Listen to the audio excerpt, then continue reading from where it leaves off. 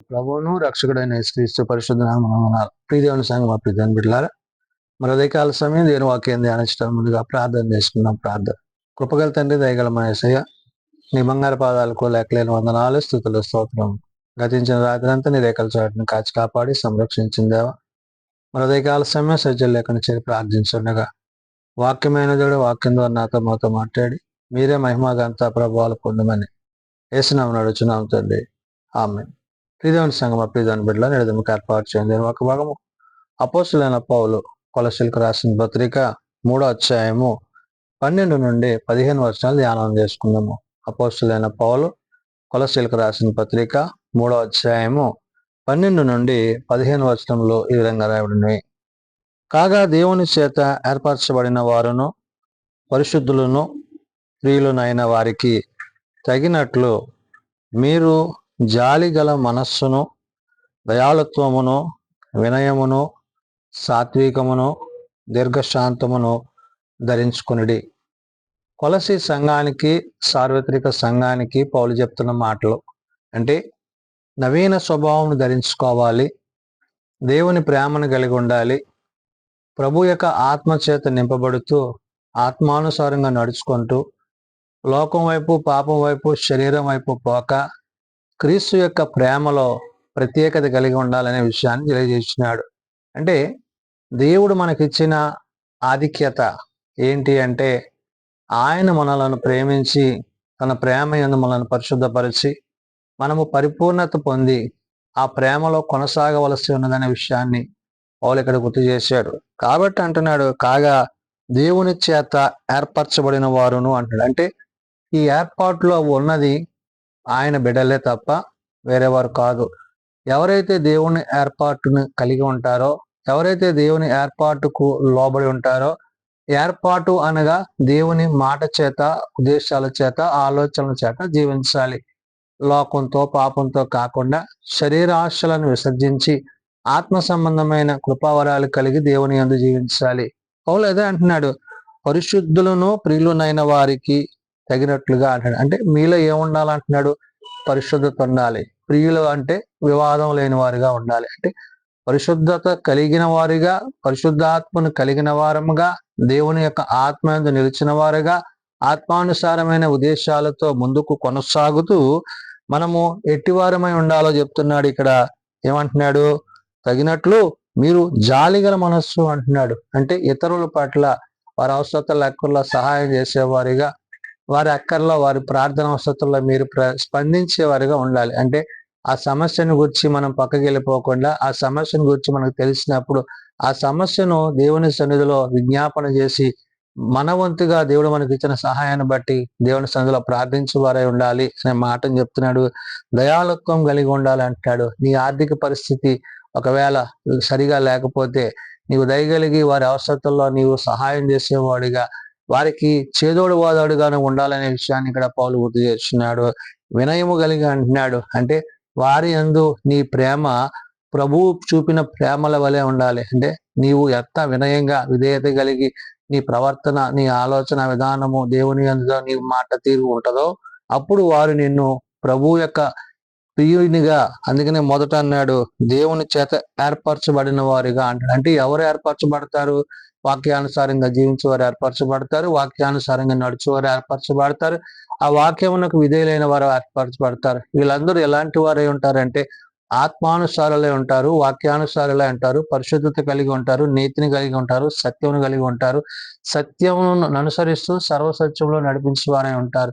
కాబట్టి సాత్వికమును అంటున్నాడు. అంటే సాత్వికులు ధన్యులు వారు దేవుని యొక్క ఉద్దేశాలు, అంటే సాత్వికుల యొక్క మనస్సు ఎలా ఉంటదంటే వారు ప్రతిదాన్ని కూడా అర్థం చేసుకునే స్థితి దేవుడు వారికి ఇస్తాడు. అంటే ఏదైనా విషయం వాళ్ళ దృష్టికి వచ్చినప్పుడు దాని విషయంలో వారు వెంటనే దాని గురించి అనాలోచితంగా మాట్లాడక దాన్ని దేవుని సన్నిధిలో ప్రార్థించేవారిగా, ఇవన్నీ కూడా పరిశుద్ధాత్మ దేవుడు మనకిచ్చే గొప్ప ఆధిక్యతలుగా దేవుడు ఇక్కడ పౌలు గుర్తు చేస్తున్నాడు. కాబట్టి దీర్ఘశాంతమును ధరించుకొనుడి అంటున్నాడు. ప్రతి విషయాన్ని కూడా ఆలోచనాస్పదంగా, ప్రార్థనాస్పదంగా దేవుని సన్నిధిలో కనిపెట్టి ప్రార్థించి వివాదానికి చోటు యొక్క ఆత్మకు, దేవుని యొక్క నడిపింపుకు, మరి అల్లరికి కర్త అయిన అపవాది యొక్క ఉద్దేశానుసారంగా కాక ప్రభు యొక్క చిత్తాన్ని ఎరిగి సమాధానము, నెమ్మది. ఇక్కడ ఎన్ని విషయాలని ఇక్కడ మనకి పౌలు చెప్పాడు. మీరు జాలి గలగా ఉండాలంటున్నాడు, దయాలత్వం కలిగి ఉంటాడు, వినయం కలిగి ఉండాలంటాడు, సాత్వికం కలిగి ఉంటాడు, దీర్ఘశాంతం కలిగి ధరించుకోండి అంటున్నాడు. ఇవన్నీ కూడా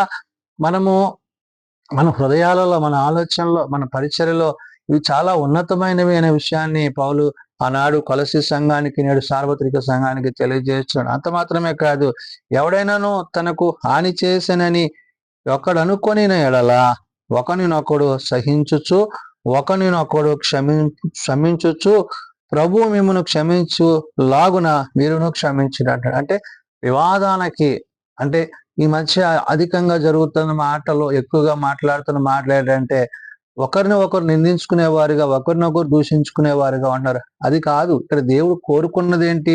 పౌలు ఏం చెప్తాడు? ఎవడైనాను తనకు హాని చేసేనని ఎక్కడనుకొని ఎడల, ఒకవేళ నష్టం జరిగింది, ఆపద జరిగింది, శ్రమ కలిగింది అనుకున్నప్పుడు, ఆ వ్యక్తి యొక్క ఉద్దేశాలను ఎవడైనా ఒకరిని అనుకున్నప్పుడు ఒకరినొకడు సహించుచు అంటున్నాడు. అంటే ఒకరినొకడు సహించుకోవడం అంటే దేవుని దగ్గర క్షమాపణ పొందాలి.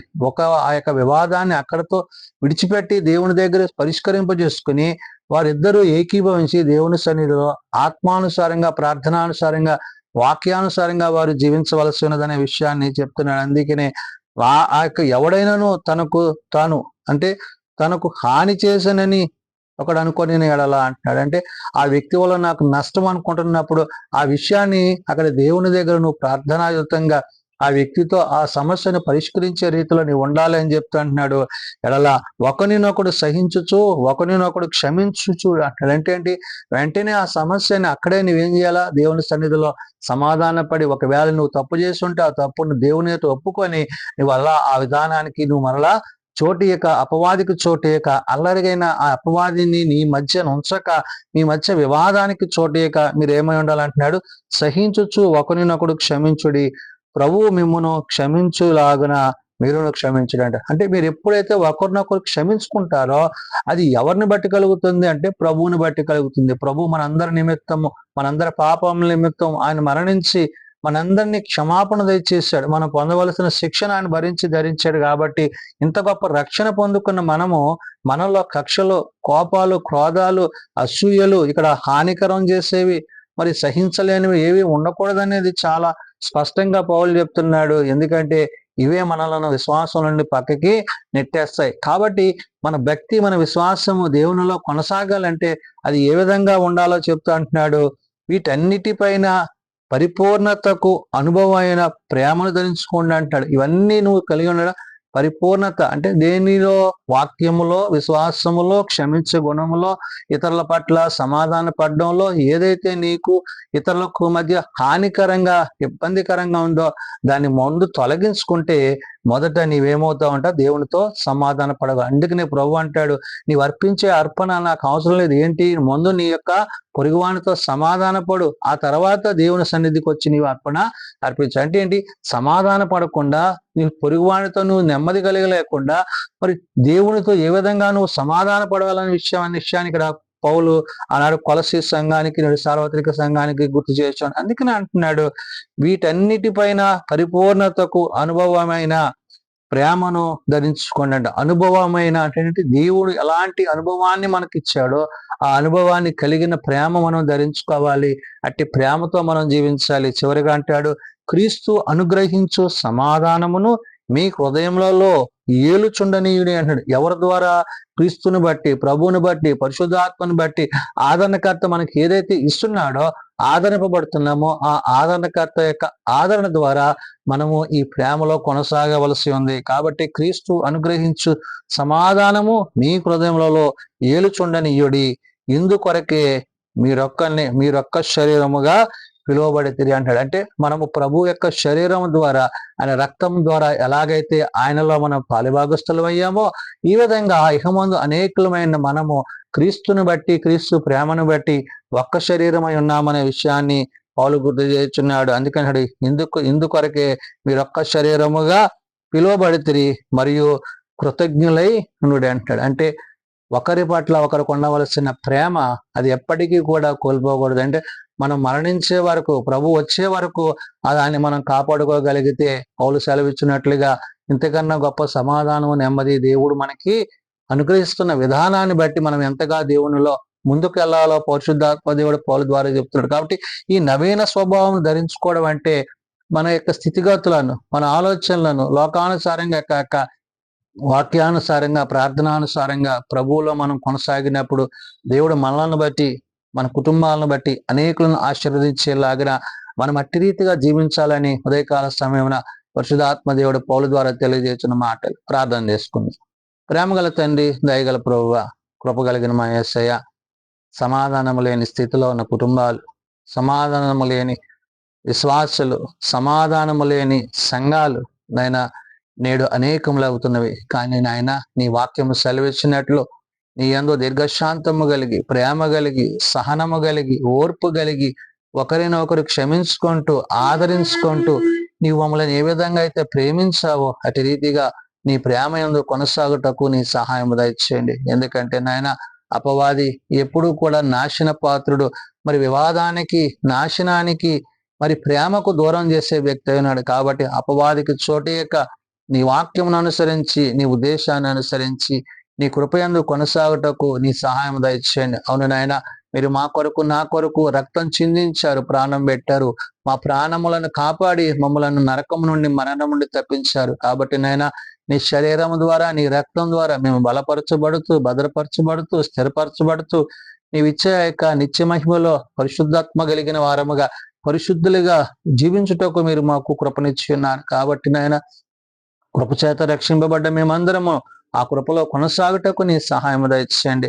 వివాదాలకు చోటు యొక్క ఒకరి పట్ల ఒకరి ప్రేమ కలిగి, క్రీస్తు ప్రేమ యందు నిలిచి, శరీర సంబంధమైన ప్రేమలు కాదు నాయన, ఆత్మ సంబంధమైన ప్రేమ కలిగి, హృదయమందున ప్రవర్తన యందును నిన్ను ధరించుకున్న వారమై, నవీన స్వభావం కలిగిన వారమే మేము జీవించుటకు మా అందరికీ నీ కృప దయచేయమని, చిన్నబిడ్డలు, యవనులు, పెద్దలు, వృద్ధులు, ఆయా రీతిలుగా ప్రార్థన అవస్థలు కలిగిన కుటుంబాలను ప్రత్యేకపరిచి నీ సన్నిధి, నీ సహాయము అందరికీ దయచేయమని, జీవము కలిగిన నీ మాటల చేత మమ్మల్ని జీవింపజేసి నీ జీవాత్మను మాలో ఉంచిన దేవ, నీ జీవము కలిగిన ఆత్మ యందు మేము కొనసాగుటకు అట్టి కృప దయచేయమని యేసునామమున అడుగుచున్నాం తండ్రి, ఆమేన్. పరలోకమందున మా తండ్రి, నీ నామం పరిశుద్ధపరచబడగాక, నీ రాజ్యం వచ్చుగాక, నీ చిత్తం పరలోకమందు నెరవేర్చినట్లు భూమి మీద నెరవేరుగాక.